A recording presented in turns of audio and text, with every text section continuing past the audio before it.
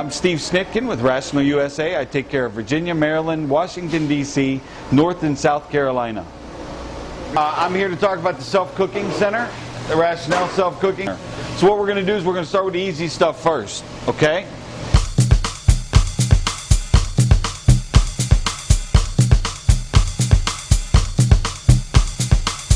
Now, when you turn the self-cooking center on, this is what it looks like, okay?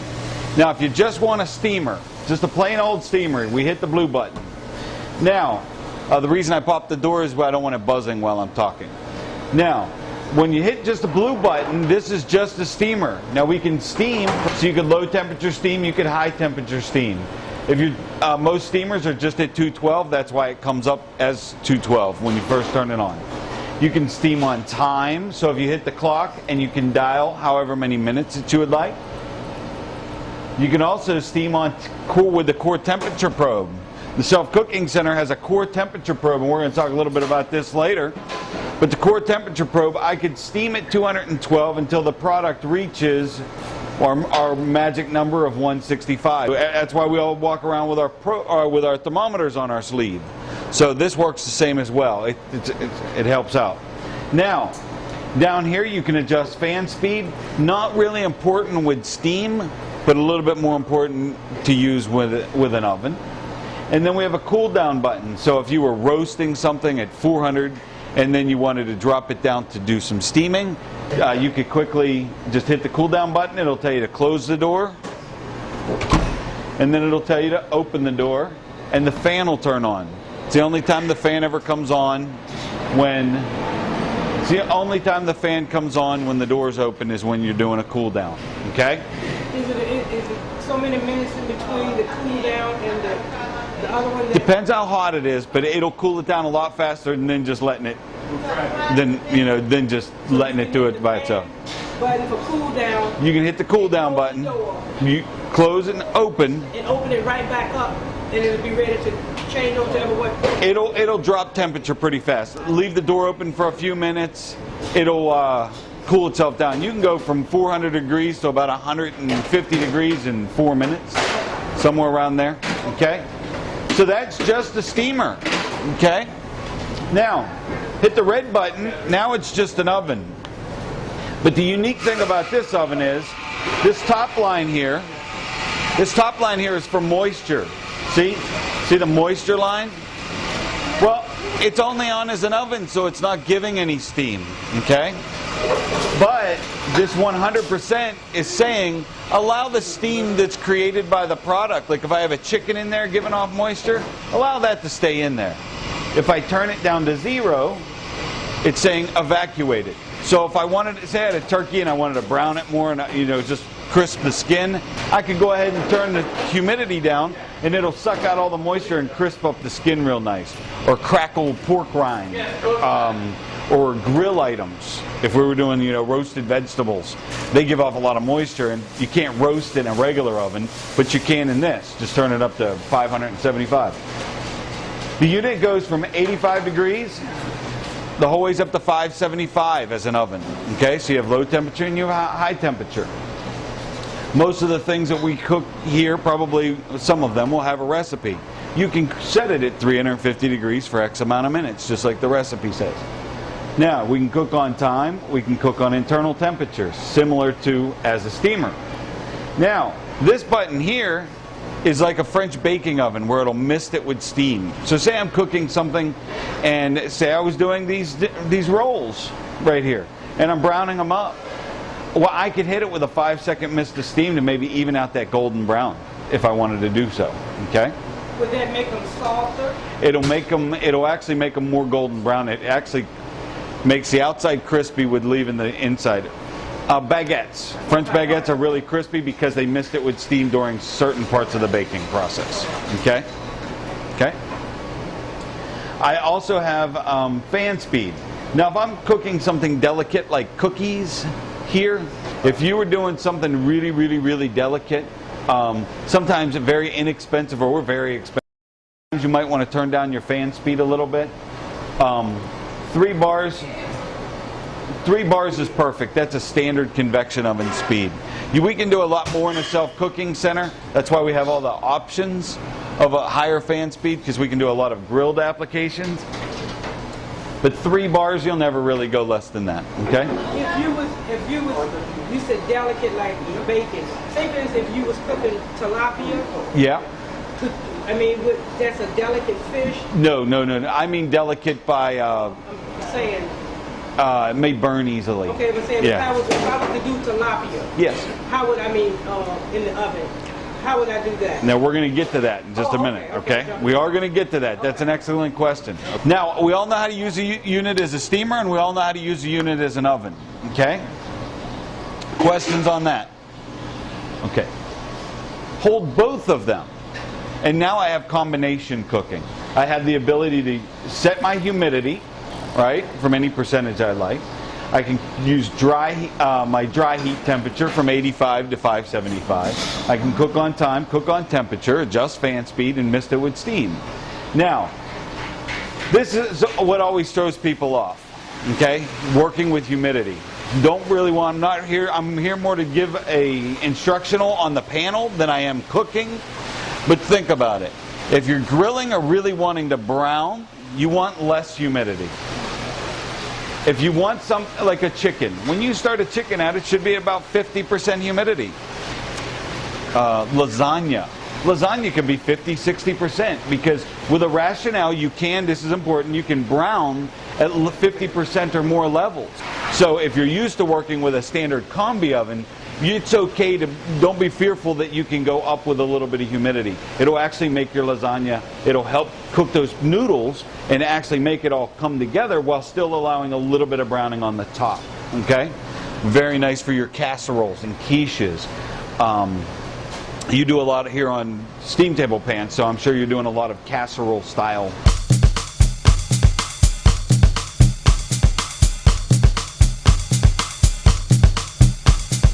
Now, here's the thing about the self-cooking center, where it differentiates itself in your world. Now, if I were to grab each one of you, or even 4 of you, and say, okay, how are you going to make a perfect chicken now that I showed you how to use the panel? You might say 350 degrees with 20% humidity. You might say 370 degrees with 20% humidity, and so on, right? Everybody's probably going to have a decent chicken, but it's going to be different by the end of the... but our ways to get there is going to be a little bit, we're going to drive a different car to get there. Right. If I show you this panel, okay? What's your name, miss? Your name? Vivian. Vivian, how are you going to make a chicken now with this? Just looking at that panel. Well, first I got to turn on the baking pot. No. Huh? Just looking at those pictures. Do you see anything? Yeah, go ahead and hit. Vivian says, I'm going to hit the chicken. Now, if I were to ask you, how would you make a chicken, what would you hit? Or start with? Well, just looking at it, I see it. I would have that sauce too. You would have to hit the chicken. Yeah. Now see how we're all starting to think alike. Vivian, go ahead and hit the chicken. Now, here's the stumbling part.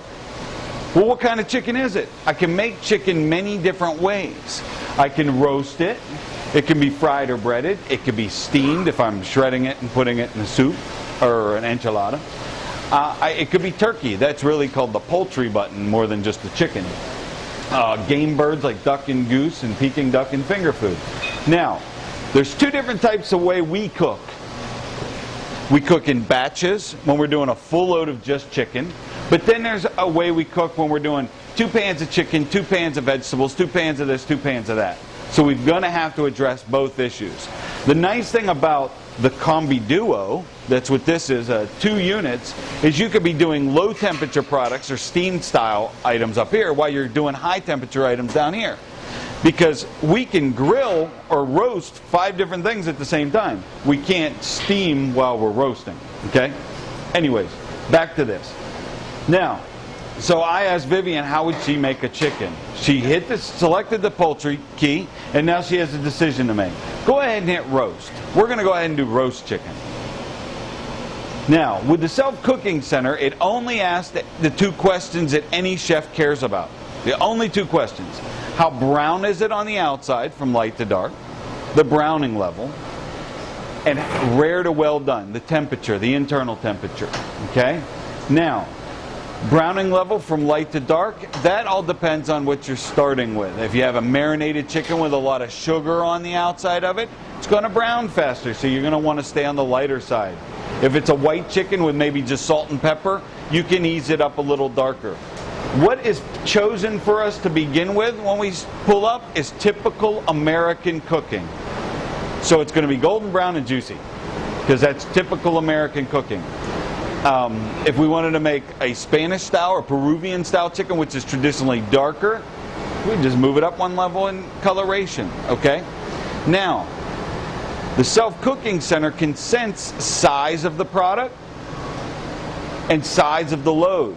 So if I'm doing 2-pound chickens today, I can hit poultry roasted and make perfect 2-pound chickens. And if I'm doing 4-pound chickens, I can hit poultry roast and make perfect 4-pound chickens. I don't have to adjust anything. Now, it also determines quantities, so it can know how much is in there. So if I'm doing less product in the off season and more in the in the on season, that's going to automatically adjust as well. So I can do 1 pan of poultry by hitting poultry roasted, and I can do 10 pans or 6 pans in this unit by hitting poultry roasted. Does that make sense? Okay, now I move the coloration dark and say I'm going to 178. It's a wacky number, but you'll see why I'm doing this. Chef David doesn't want to have to walk around and say, oh yeah, Vivian, when you make the chicken, go ahead and turn the coloration up and move to 178 on the temperature.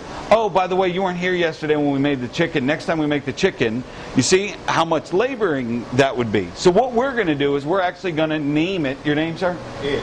Ed. We're going to name it Ed's Chicken. Okay? So even though it's Vivian's chicken. Yeah.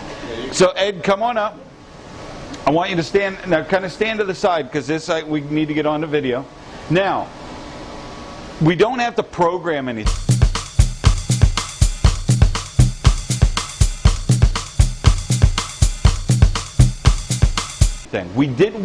First, let's decide what we didn't have to tell it. We didn't have to tell it temperature, right? We didn't set the oven at 350 degrees. We didn't set humidity, 20%, 40%. We didn't set fan speed. The unit's going to automatically do all that stuff for us, okay? But we want it to be simple for everybody now. So we're going to name this. We'll name it Ed's Chicken. Go ahead and hit the notepad. Everybody see the notepad? It looks like writing a pad and pencil. We hit it. You can either touch the name, go ahead, touch E, touch D, or, and that's a space, go ahead and touch the space. Or, rather than having to touch it, we can simply press the dial. And we'll just do CHIX, okay? So Ed's Chicken. We'll hit store. Ed's Chick. Nah. So, now, the next time Ed or any staff member comes to make that chicken, they no longer have to pick poultry, they no longer have to pick roasted, they no longer have to change the coloration or change the temperature. We've already decided that.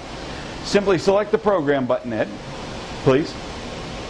Hit the double arrows and turn the dial until you find Ed's Chicken. It's the only program in there. Touch the name of it.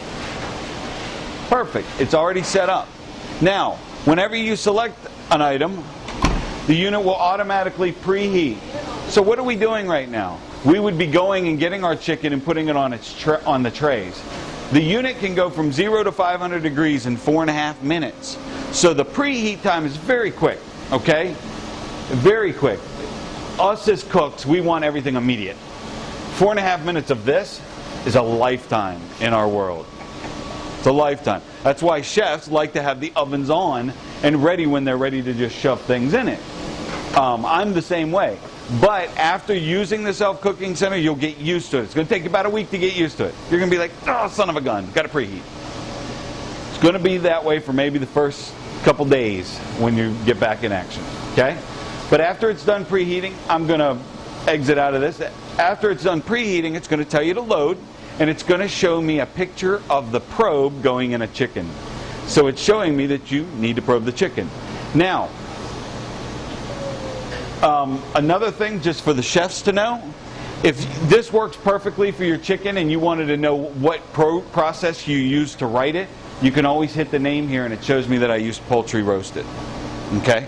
It's very nice to know. So if somebody makes a program here and it works great and you want to know what they used, you can just hit the name while it's in action and it'll tell you, oh, they used side dishes, grilled vegetables, or they used poultry, roasted, whatever process. Now, we're going to go through all the processes now. Thank you, Ed. Now, not only poultry, but it also does for roasts. Now, roasting. Roast is just roasting off a piece of meat, meatloaf, a traditional roasted style. Now, multi-cooking, if I'm roasting 5 different things, if I'm roasting a top brown, a tenderloin, I would probe the tenderloin, then I would move the probe to the top brown. Okay, does that make sense? Yeah, absolutely. So it's all working, you're going to get all the same browning level and you're going to get the same activity in the cavity as far as the process of roasting. Now, going back to that program with the chicken, Yes. chicken. Yes. If you interrupt the program, let's say we interrupt the program, open it up, put 3 different items in there, Yep. close the door. How can we come out? Can we come out of the program and it will still be on the probe temperature? You can, once you enter the batch cooking process, it's from start to finish. Right. So Okay. you can't like Yeah. interrupt it and then. You can open the door, work the chicken, right? Say I wanted to brush it with a sauce, say I wanted to do something to that product, right? You can open the door and stop the cooking, and when I close the door, it's going to reset where it was with the humidity levels and everything. So opening the door and working the product is not a problem. Opening the door and say halfway through it, I open the door and I throw a bunch of potatoes in there that I wanted to roast. Chickens take about 35 minutes. Potatoes aren't going to get done in 15 minutes. So you would have to know, I need to throw them in 25 minutes. So when I do poultry, I throw potatoes in there too, just because I'm typically demonstrating. So you can multi-roast. And the reason I say potatoes is because potatoes only need to be done. We're not really temping the potatoes like we have to for poultry. Poultry is a sanitary thing. It's got to be cooked to this temperature. Potatoes, you could just stand here and eat them raw if you wanted to. So it's more of getting them cooked than, does that make sense? So those items, if I wanted to roast a mirepoix while I'm doing it, you can do that. But typically with poultry, mixing a load like that. I guess what I'm saying is that if you do that, the guys can't rely on the oven to go, hold on, your potatoes are done as well. Yes. Now, here's the thing. You do a menu cycle. So you are going to kind of know that I'm making chicken, then I'm making this, then I'm making that, then I'm making this. I have not lived in your world, so I will get into multi-level cooking. Now, back to where I was. Not only can we send size of the product, size of load with poultry, but we can also do it with roasting. Roasting off a bunch of meat. Okay, multiple sizes, move the probe. Start with the smallest and work your way to the largest. That's the one that's going to be done first. Roast with crackling. Crackling is for meat that has a lot of fat on the cap. Hams, pork shoulders, if you're roasting them and not braising them, they got a big fatty cap on top. Pork loin has that nice fat cap on top. Roast with crackling, what it does is it'll roast the product, and then right at the end, a buzzer will come up and it'll say skip scoring. You can either touch it and it'll just brown the top and crackle it, or you can open the door and actually score the meat, and then it'll brown it. If nobody hears it or sees it, it's just going to score the meat. Or it's just, pardon me, it's just going to brown the meat. It's not going to score it for you. Yeah. It'd be nice if it did. Yeah, it would be nice if it scored it, but it doesn't do that yet. Does that make sense? It's rind on top, those crispy pork rind. We have overnight roasting. Overnight roasting will roast and then put it in a holding. So if you had a top round, you could roast it and then it'll automatically hold it, so you don't have to be monitoring it. Also on overnight roasting, you're going to get maximum yield. Now, maximum yield, if you're carving meats here, you want maximum yield. Maximum yield, overnight roasting. A little bit less yield for crackling because it's really high and aggressive at the end. You're going to burn some of the fat off. Roasting is fast roasting, so it's going to be even less yield. So depending on the time, if you have a lot of time, do everything on overnight roast. You'll keep the majority of your product. Okay. Okay, pot roast. We'll do things like pot roast. Yep. Now, Go ahead and pan down to the timers. We're going to pause here and we're going to talk about the timers real quickly.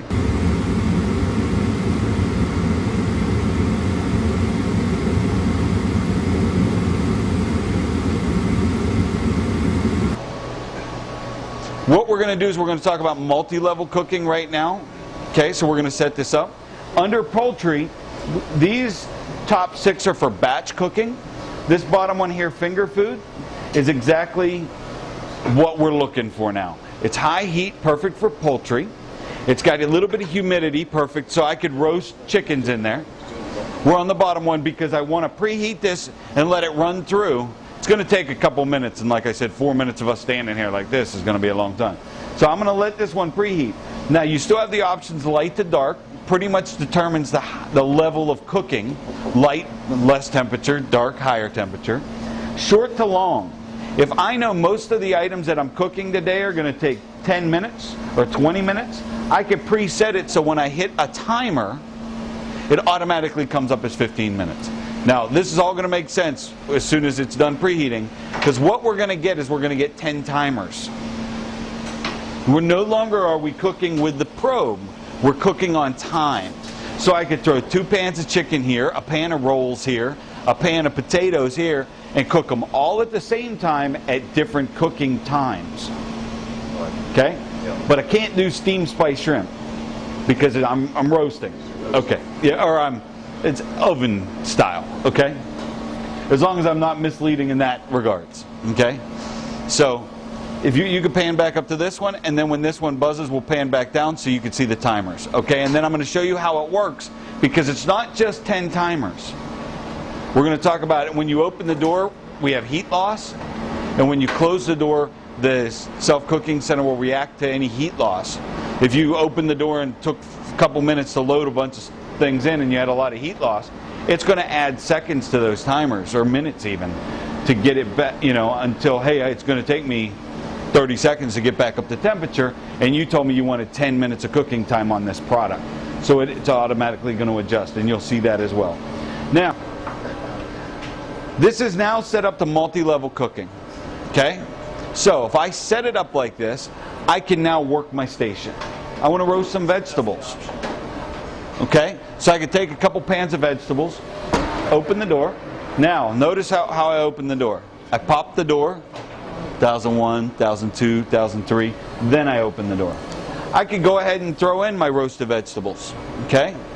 And we'll say shelf 1 and shelf 2 have vegetables on it, okay? And those are perfect in 15 minutes. I close the door, I go back to what I'm doing.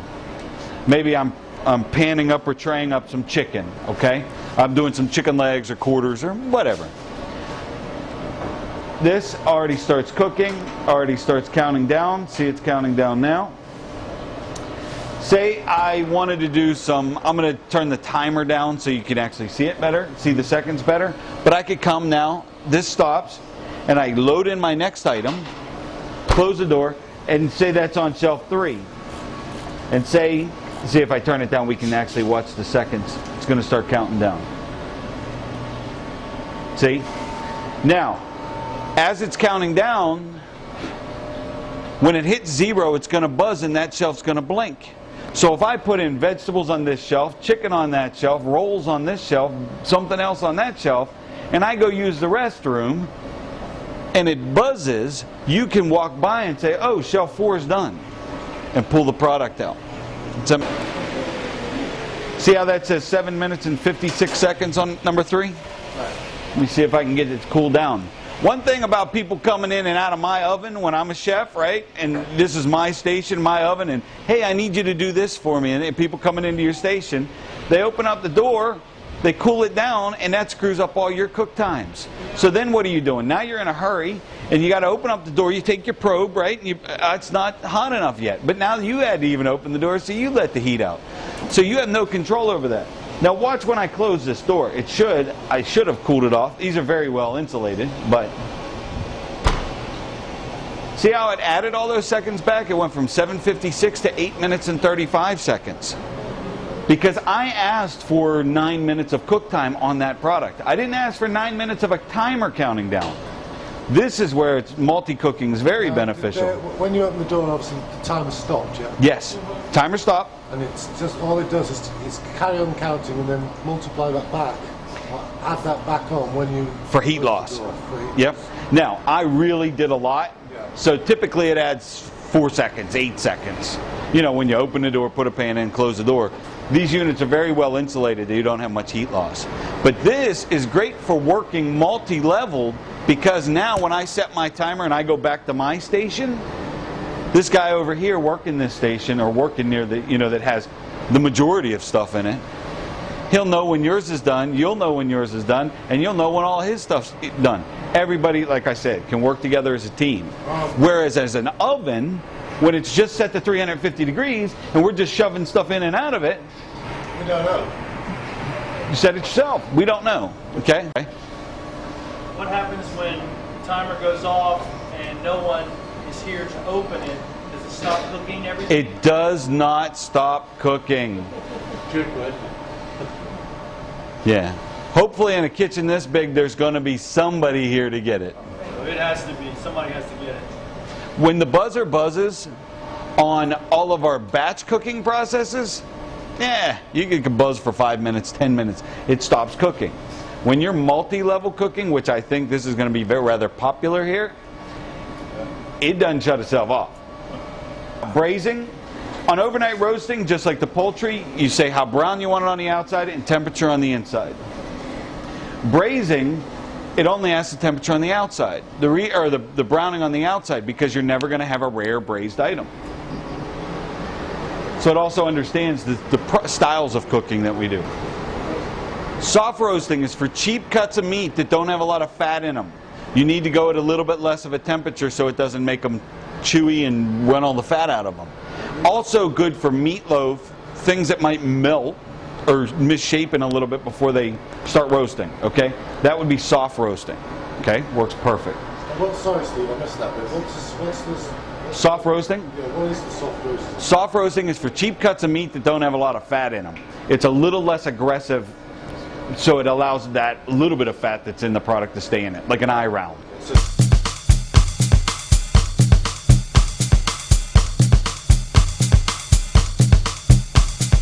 It's a lower temperature roasting. It's a lower temperature roasting. If I wanted to do prime ribs in the same day, do it on soft roasting. You're going to maintain that as much yield as you can without, but you don't have time for overnight roasting. Does that make sense? Yep. This is the lowest temperature, maximum yield. These ones are less yield, but they work same day. Okay? What is the temperature for soft roasting? Soft roasting is probably going to be 360, 375, somewhere around there.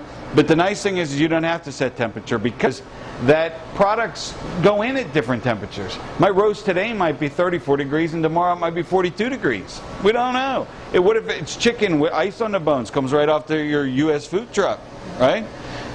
Your recipe that said 350 degrees for 45 minutes isn't long enough. But what if it sat out on the countertop while everybody walked away and it got up to 45 degrees? That 45-minute recipe is now too long. That's where the self-cooking center is nice, because it's going to know to adjust more time or less time, more heat or less heat. Okay? Let's write the program right now. So we're going to overnight roast.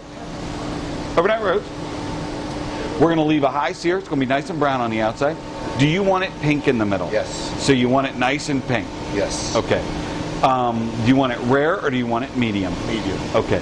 What we're going to do is, I'm just going to show you. Rare is 131, medium's 145. I know that 138 is going to be perfect for you. I know that. Perfect. Okay? So, the nice thing about the self-cooking center is we can dial it to exactly what we as chefs want. Okay. And now every time she cooks it, it's going to be the way you decided you wanted it. Yep. That's the key. So, now let's go ahead and name this. This is the important part. When you do something in the self-cooking center that comes out perfect, name it. Never think about it again. Name it. It's the most important thing you can do in the first 2 weeks of using it or starting the new menu cycle. Because you're going to get back around to the menu cycle and it's already going to be ready, and you don't have to say, oh, how did I make that chicken last time? So go ahead and hit the notepad. And let's call this roast beef. So we turn the dial and we just spell it out. Got to know how to spell.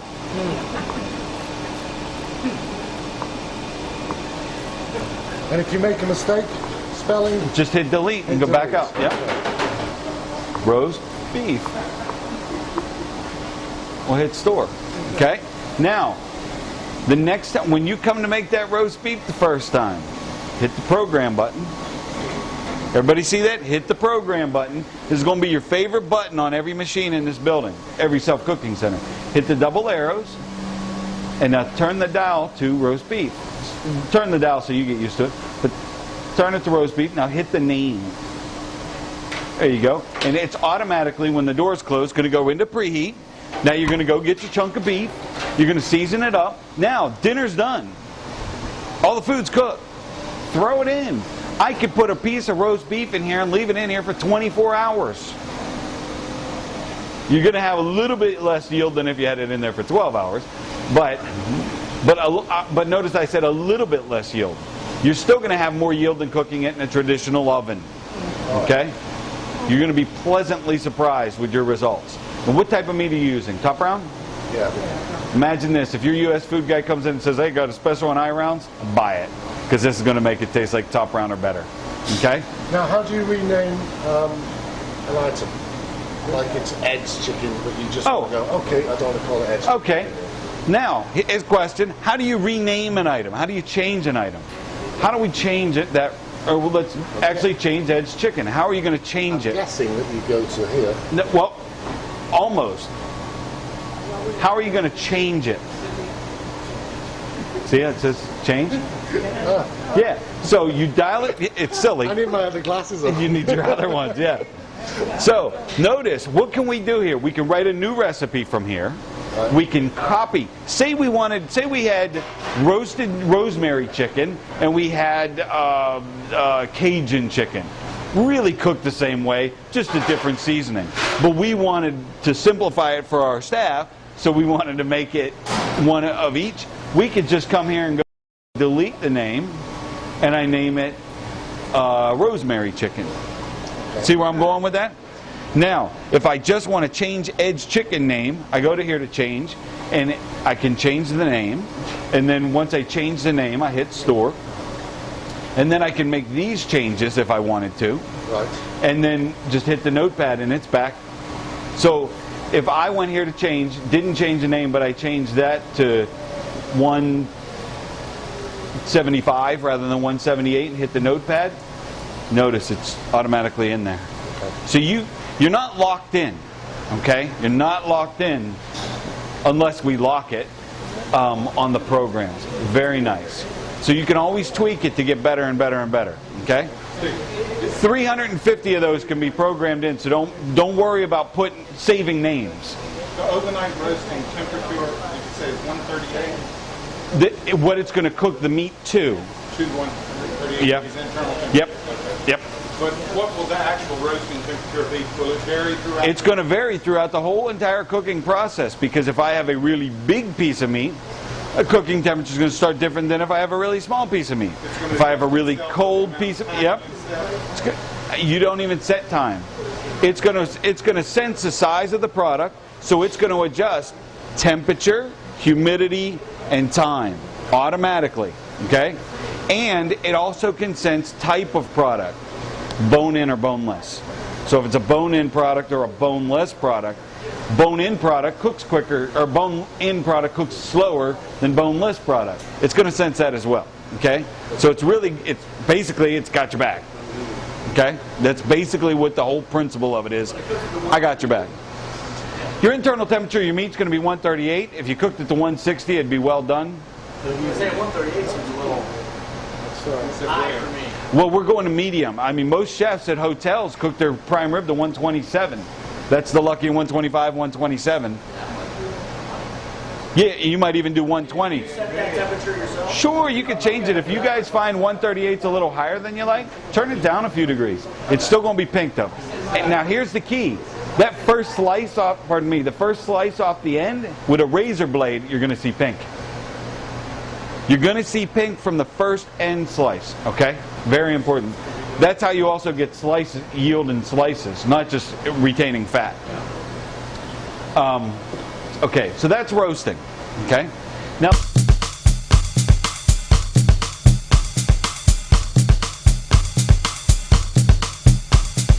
we're going to talk about pan frying. Pan frying is just like working on a flat top. So pan-seared pork chops. Rather than standing there like this working pork chops, season them the same way that you always do. Put them on your aluminum tray, oil both sides, and do them on pan fried. Both sides will get seared. Both sides will be seared and gorgeous. Okay? Okay, now like Grill today, marks and everything? It will not have grill marks because that's why I said just like a flat top. okay, just like, but like, You got it. Didn't I say just like a flat top? Just like a flat top. Just straight but like today we have pan fried trout. Ah, wait. You're going to answer your own question. Come here. No, come here. Pan fried trout, she said. Trout. Where are you going to do it? You're going to hit the fish. We're talking about steaks.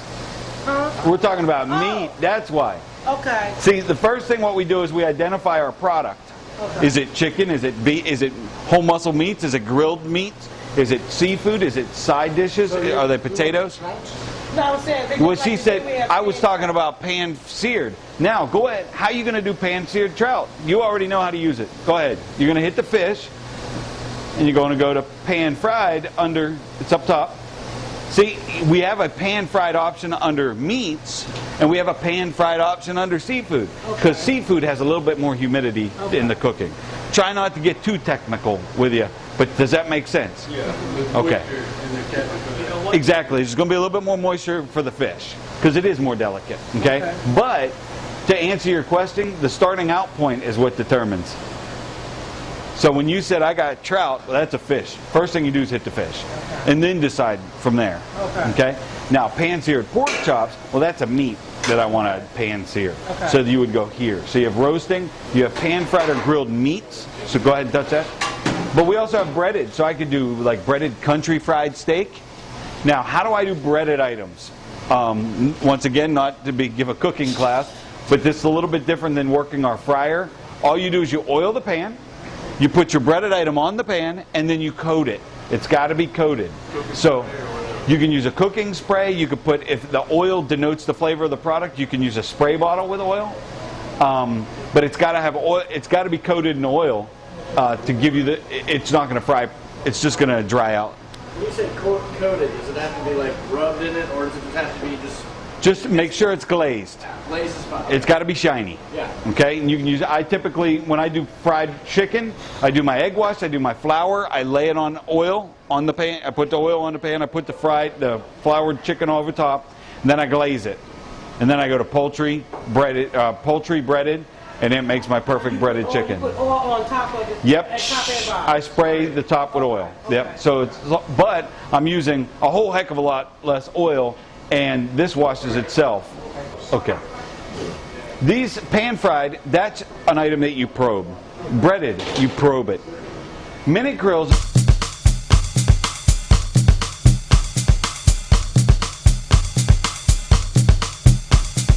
Is for things that we grill on a flat top that we don't use a probe for. Little skinny sausage patties. Yeah, minute steaks. Bacon. You can't probe those items. So under minute grills, it asks from light to dark and small to large. So we're not going to have to probe it, but is it a small product or is it a large product? Small like bacon, large like... Well, right here is the perfect setting for 90% of all bacons. And the only reason it's not small is bacon is just fat, so it renders off all the fat. And then while it browns it. So here, I can typically come here, and we're going to have Vivian hit the notepad and name that bacon. See, when you cook in a self-cooking center for the first couple weeks, name everything. Name it, name it, name it. Turn it to B. There you go. Now, you can either touch the name. Nope, nope. Push that in. There you go. See the B came up? Turn it to A. Turn it to C. There you go. Push it in. Turn it to O. Perfect. And you can push it in and turn it to N. There you go, and push it in. Now that's done. Hit store. So when you want to make bacon, you come over. Now, once again, senses size of the product, size of load. So if you have one piece of bacon or 6 trays of bacon, just hit bacon. You don't have to do half loads, full loads, okay? Back in the olden days, we used to have to write programs for half loads, quarter loads, full loads. 2-pound chickens, 4-pound chickens. So that's minute grills. Now, let's talk about multi-level cooking with actually how do we get to those timers, okay? Under grilling, high heat grilling, we have the ability for this one called snacks. It's going to be 10 timers, high heat. What can I do on snacks? I can fry, I can put pre-made French fries, I can put onion rings, I can put chicken tenders, all in there, all at the same time, all with different timers. I can do what I can do on a flat top. So I could do bacon, I could do sausage patties, I could do minute steaks, all, you know, I could do hash browns, things that you turn like this. I can do those all on snacks. It's high heat 10 timers. High heat 10 timers. Okay? Now, if I want to turn it down in temperature, since we don't set temperature, we set coloration. I'm going to let you know that lighter is lower temperature. Dark is higher temperature. So if you wanted to cook faster, it's going to be on light or dark? Faster. Exactly, because it's a higher temperature. But some of your items, like a grilled cheese that you would do on a flat top, I can do grilled cheese on this, but if I go to dark, it's going to brown the bread in about 45 seconds and your cheese isn't going to be melted. Now, under poultry, we talked about most of these poultry items, but see finger food on the bottom? Snacks under grilling has no humidity. Finger food under poultry has a little bit of humidity, maybe 10-15%. And the reason is I'm going to do the majority of what I'm going to do is poultry items in here, or items that need humidity. This would work great if I was working with, you know, roasting a lot of different vegetables while I was roasting a poultry or roasting a hunk of, you know, a hunk of meat that I wanted some yield to. Finger food is good for that because it's just the same way. 10 timers, high heat, with a little bit of humidity, right? Workable. So that would work for maybe a 4-ounce chicken breast? Perfect. 4-ounce chicken breast is going to take you 7 minutes, 6 minutes. Yeah. And you can do a tray of chicken breast, a tray of something else, a tray of something else, and a tray of something else. All at the same time. Because you manage the timers. This unit here has 6 timers. This unit here has 10 timers because there's 1 timer per shelf. Make sense? Okay. Now, under poultry, yes. So when you go to the this one that has humidity in it, Yep, finger food. Does it bring up humidity setting? Nope. Okay. It only asks how brown do you want it on the outside and standard starting cook time. Now, the cook time is what's going to come up every single time you hit a timer. So that's what you choose. Where do I want to start every time I hit the timer? Because you know most of the items you're doing. So if I'm doing sheet trays of items like roasted vegetables, roasted chicken, I might have my timer between 10 or 15 minutes. So every time I hit a timer. Purely on time and not on temperature. Purely on time. Not on temperature. Yep, that requires our chef experience. Now the nice thing about the self-cooking center, pan over to the window, is that you can see in it. Don't forget that we are chefs. We see things. So don't think that, oh, that timer's still got a minute and a half. It's going to burn. Oh, look, it's burning. I don't know what's the matter with it. Why is it burning? But that's fried or breaded. Now, not only will it do flour breading, it'll also do Italian style. You got to do chicken parmesan, whole bunch of them. Egg wash, breadcrumbs, oil in the pan, oil at the top of the product, put it in. It's going to sense if it's a bone-in, boneless, big piece, little piece. So don't worry about it. Just stick the probe right into the chicken, and it's going to pan sear all of them. Perfect for you, okay? Steamed, it'll just steam your chicken to whatever temperature you want, 165 of course. Fork tender, you shred it right apart. There's no pressure in this, so it's not gonna tighten up. It's just gonna be relaxed steam saturation, okay? So very important. Turkey, I'm gonna say this, if it comes from a turkey, hit turkey. Because people always say, well, how do I make the boneless in the bag turkey? Hit turkey. How do I make a whole turkey? Hit turkey. What if I stuff it? Hit turkey. What if it's turkey meatloaf? Hit turkey. I do. I'm just like, hit turkey. Turkeys come in an aluminum wrap. Yep, hit turkey. So will we take them out that wrap or will we leave it in that wrap? That's entirely up to you, but those are marinated and they're set to brown in that wrapping. Times for Steve? Well, The times? we're going to, yes, that's what you do. You hit finger food. Right. To get to the timers on grilling with snacks, on here is finger food. On seafood, finger food, timers as well. Now, Here's the thing, even more humidity. It's like 20 to 30% because we're talking about seafood. So if you know you're going to want multi-level cooking with a lot of humidity or a nice amount of humidity, go to seafood finger food, okay? Now you only have 3 possibilities with high heat timers. Snacks, finger food under poultry, and finger food under seafood. Now, if you know, find one that works for you, hit it. Name it service, name it breakfast, name it lunch, name it whatever, you know, whenever something that you recognize with when you're using it. The Great Wolf Lodge, real quick, I'm just going to tell you that the Great Wolf Lodge, what they will do is they will come in the morning, they'll hit a button called bacon, they'll make a batch of bacon. They'll hit a button called sausage, they'll make a batch of sausage. They'll hit a button called hash browns, they'll make a bunch of hash browns. And then when those all go out to the line, he hits a button called breakfast. It's his 10 timers in this one and 6 timers in this one. This one is a steamer with 6 timers. I'm going to show you that. This one is high heat, like I just showed you, with 10 timers. So what they do is a guy will stick his head back and say, I need 2 pans of bacon and another pan of sausage, because now service is going on. He'll walk over to the unit, 2 pans of bacon, 5 minutes, and he'll do the 1 pan of sausage, 6 minutes, because that's just, those are the timers. Yeah, we need to know that. Yeah, and well, that's what, yep. Yeah. Then we can do hash browns in 8 minutes at the same time. Now up here on the steamed one, he's doing his steamed apples, his grits, his scrambled eggs, and all of his steamed items up here. Okay? I mean, he's even doing toast, French toast, all kinds of stuff under this high heat one. And up here, he's running his whole kitchen right here to man breakfast, while they're using all the other equipment in the kitchen to prepare lunch. So it might work similar here if you've got some guy working breakfast and other people working lunch. Once we've started service, that's how it Exactly. Exactly. So does that make sense to everybody? Okay. Now, here we go. Under seafood, just checking my time. We got pan fried. That would be your pan-seared trout. That would be blackened salmon. That would be anything pan fried. Bone in, boneless. Makes no difference. You're doing whole fish today. The nice thing about this is you could do stuff differently. You know, rather than doing your salmon with the skin down, do this, put the skin up, you know, work the crispiness of the skin. That would be a nice item to show.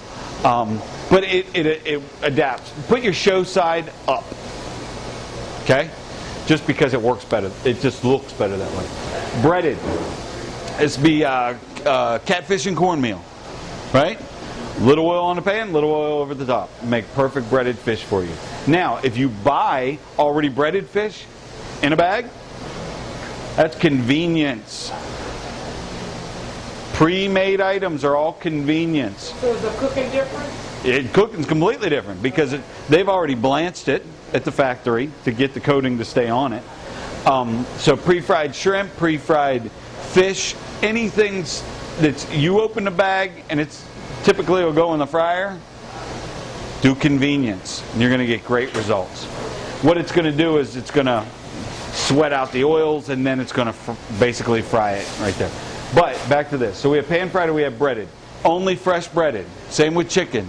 Only fresh breaded. Okay?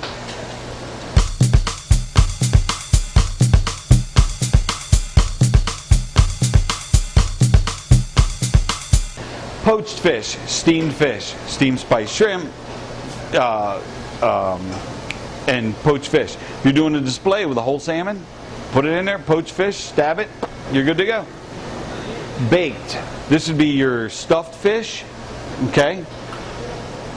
Stuffed fish or crab cakes, things that would be, or fish that's topped. You know, sometimes we make like a seafood topping on our scrod or whatever, and put that in there, right? Baked tilapia, if you don't want it so aggressively pan-seared. Or what if you get sole and it's real thin? Sometimes I would do that on baked versus pan-fried. Steamed seafood, this is for things that you steam but don't probe. Mussels, clams. You know, how you going to probe them? You can't. So you're just going to say is it small or large, okay? Convenience fried. That, like I said, is pre-fried items. Finger food, 6 timers, 10 timers. I'll go to steamed vegetables. We'll leave it there. Broccoli, 4 minutes. Cauliflower, 4 minutes. Asparagus, spinach, 2 minutes. Root vegetables, 6 or more. Carrots, if they're julienne, of course, can be done in 6 minutes. But if they're big slices, might take 8 or more. Now, No flavor transfer in the self-cooking center. So you can use this as your steamer. You can use this as your steamer with multi-level shelf cooking. So I could steam spiced shrimp, broccoli, same time. I could do creme brulee at the same time because there's absolutely no flavor transfer. Okay? Unless you use a perforated pan and it drips into the bottom shelf. But other than that, there's no flavor transfer. So steam away. Okay? It's nice to know that you can multi-level. Because when I came in on this, what did this have? It had a steamer on continuously running. There. Whoop. Steamer. 10 shelves. So what can I do? I can open it. I can throw 2 pans of broccoli in. Close the door. Shelf 1. Also. Now, under side dishes again, we have steamed rice. Vivian, how do you make your rice? I don't. Okay. Who makes rice? How do you make your rice? 4-inch hotel pan. Yep. Put your, level it off, measure the water, just slightly above. Yep. You put your rice in the pan, you put your water in the pan, and then you carry it to the oven. Yeah. Okay. Put your rice in the pan, walk over to it, fill it up with water. That's what this is here for. Okay?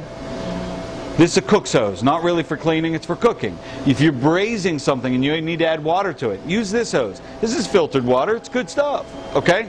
We always thought that it was... Then what other things could you add water to? Water, if you make pasta in here, you could use the water. Yeah. What's that? Yeah. So, I mean, if you're making pasta with sauce. This one's very unique. Ravioli. Yes. Think of any pasta except straight pasta. Can't do linguine, any of that, because it's...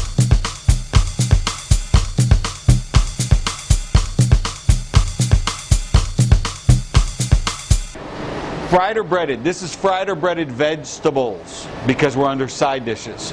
So you could do like asparagus, flour it, oil it, top and bottom, put it in here, and brown it up real nice. Get nice and crunchy, crispy. Fried zucchini. Breaded eggplant parm. It works great under here. Little oil, top and bottom. Gratins and quiches.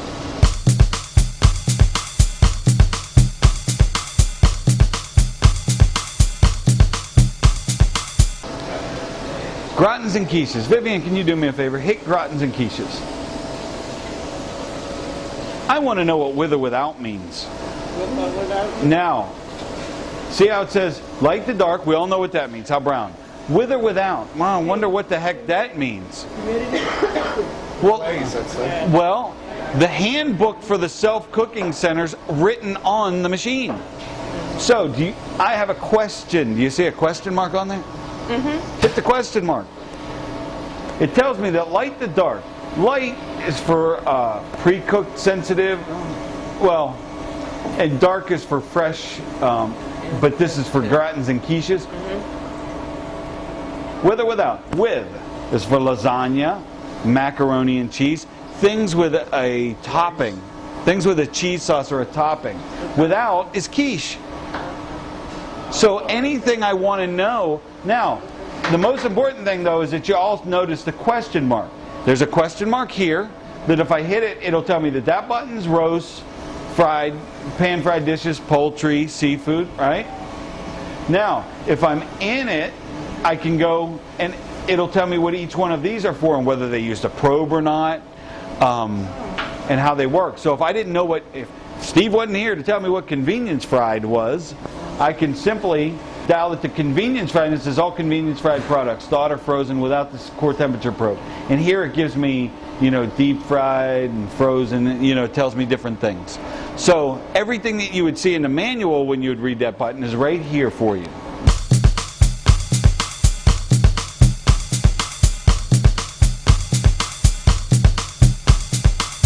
So that's side dishes. Next one is potatoes.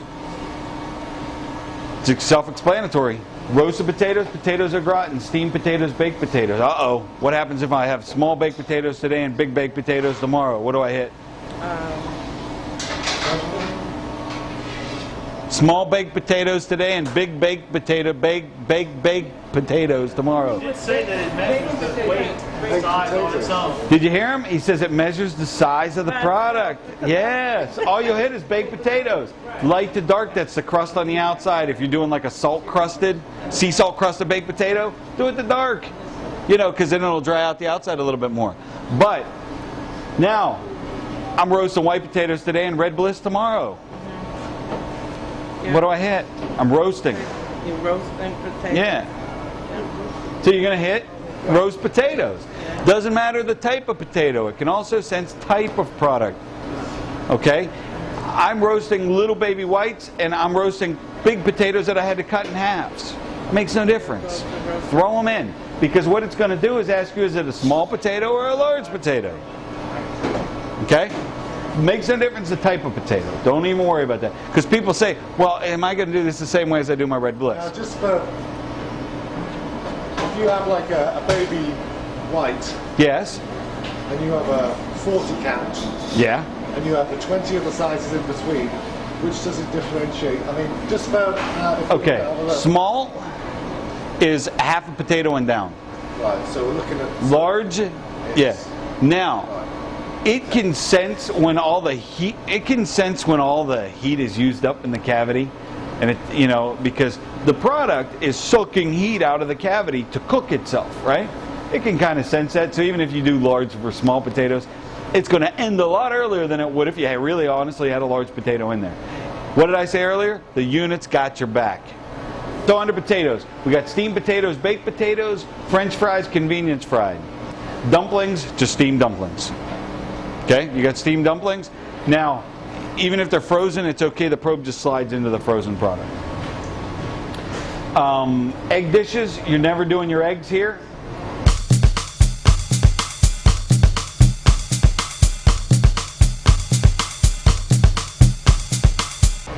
Finishing.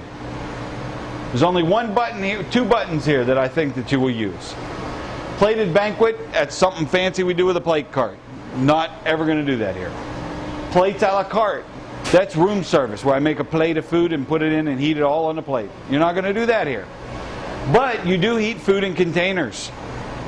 So, finishing, the first 8 icons are for cooking raw food to finish. This last one with the F is for finishing, which is taking cooked food and bringing it back up to temperature without re-cooking it. Now, container, it's with or without the probe. Might as well do with the probe because everything you do has to come up to 165. What's the default temperature that comes up? 165. Dry to humid. Dry to humid is not how we want the product to be. It is how the product is. Fried chicken is dry and crispy on the outside. Pasta is humid. So when you reheat fried chicken or grilled items or roasted items, you're going to want to heat them on dry. They're still going to be moist on the inside. We're just telling it the type of product. It's a dry product. We can use that, for example, yesterday we did a roast beef and party sandwich, right, which we put in. Yeah. And them all up. Yep. Once they're all made, we can use that. Well, wait. That's a good one. Humid is for pasta, and in the middle would be like baked chicken. Now, check this out. See this bakery products? Bakery products is for heating dinner rolls, right? That are already pre-made. You just want to brown them. Maybe if they're already brown, you'll go light. If they're not brown, you might go dark. Okay? But a nice thing about it is it requires the probe to do it. So one thing that we do is I have elementary schools do hot dogs already on the bun. Take the cold dog, put it in the bun. They put it in. They probe through the dog in the bun. It steams the dog, toasts the bun. Your sandwich work the same exact way. It'll steam the middle hot, and it'll toast the bread. I could put burgers, I could put bacon cheeseburgers, line them up, as long as the meat's cooked, on a bun. I'm going to line them up, and I can do a whole sheet tray of bacon cheeseburgers. We're going to try that hot dog one time. Go ahead. See if you're not, that is unbelievable. I'm not here to lie to you. You got me on video. There is one thing you didn't mention, though. We almost threw it. Souffles. But we do do it. We prepare a carrot souffle. Okay. Bakery product souffle. All it really does is it keeps it delicate and lowers the fan speed. It's pretty much what it does. But try it. Now, once again, folks, it's easy to go to a steamer and an oven, right? And it's easy to go to combi because I don't want to think about what picture to hit. You hit that picture, I got your back. You go doing this other stuff, it's back in your court. I mean, it is the best steamer, it is the best oven, it is the best combi on the market. But what sets us apart from all the rest, and why the university made the investment, was because of these pretty little pictures right here.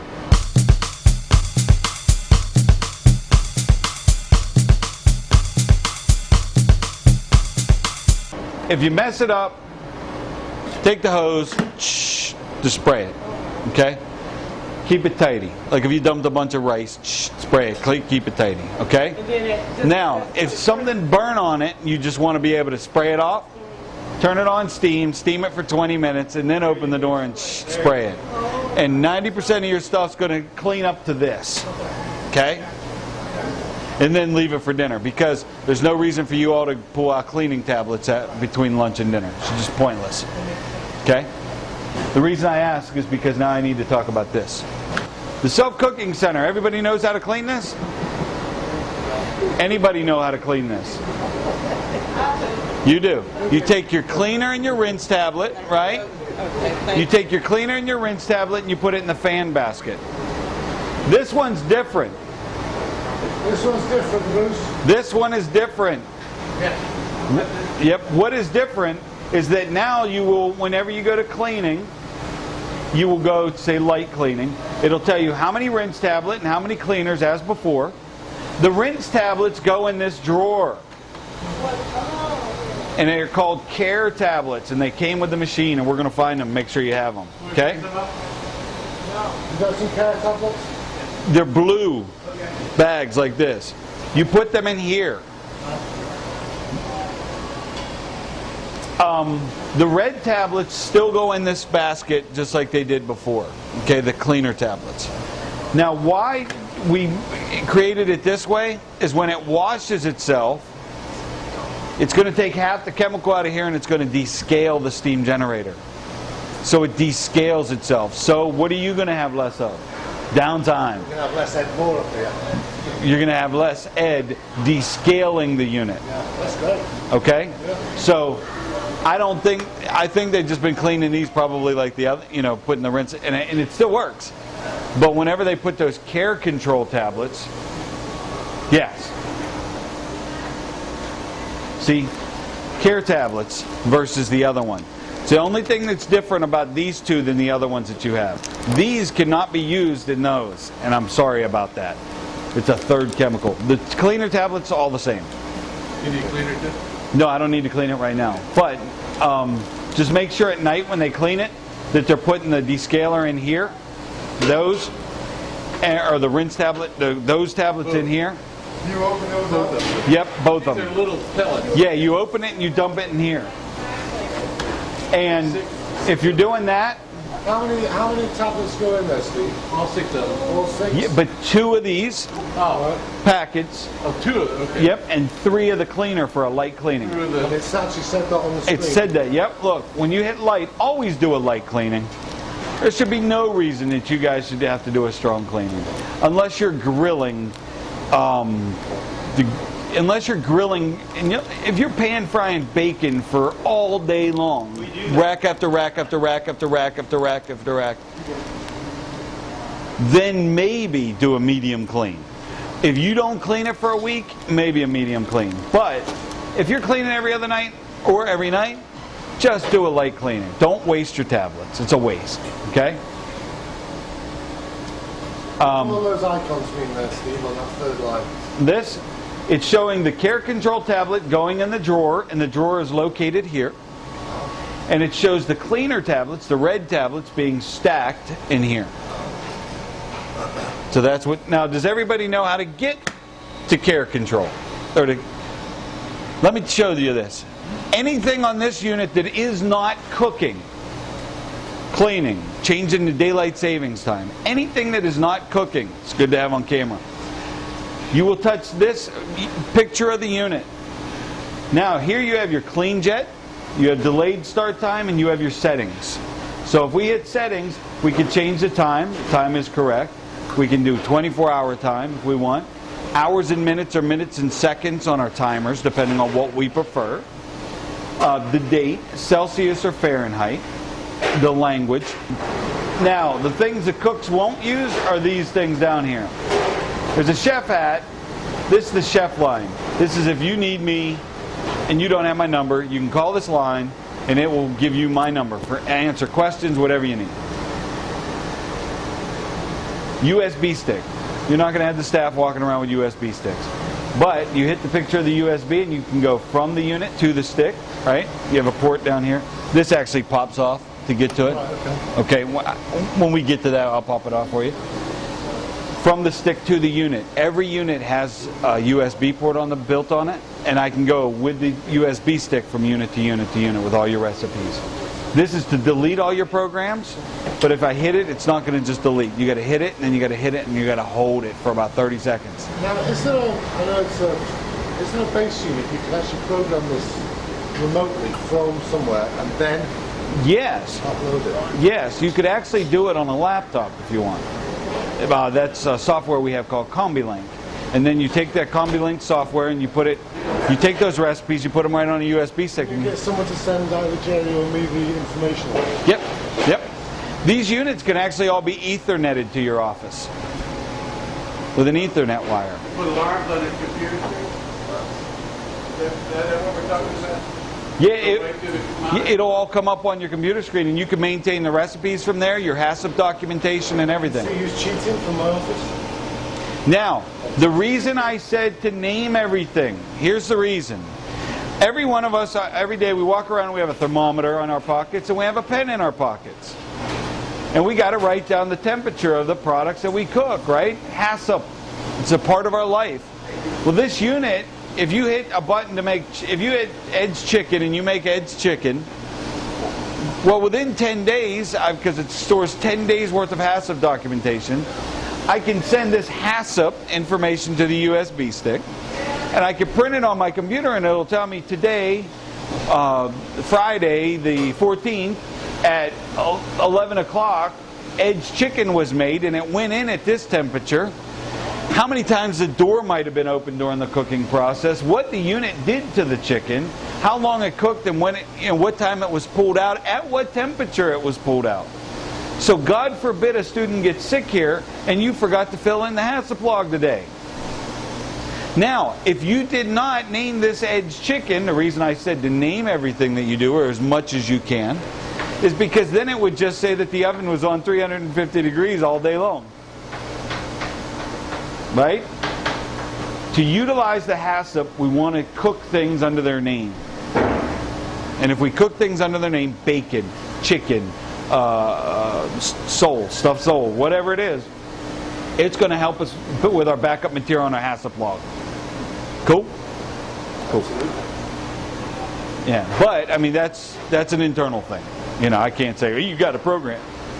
I can help program it. I can suggest programming, but when I walk out the door, if people come up and turn on 350 degrees, there's really not much I can do as a chef other than come back and do more training, right? Show the video again. And then we also have service here. Now service here, service info is a phone number that you can call, which is our service line.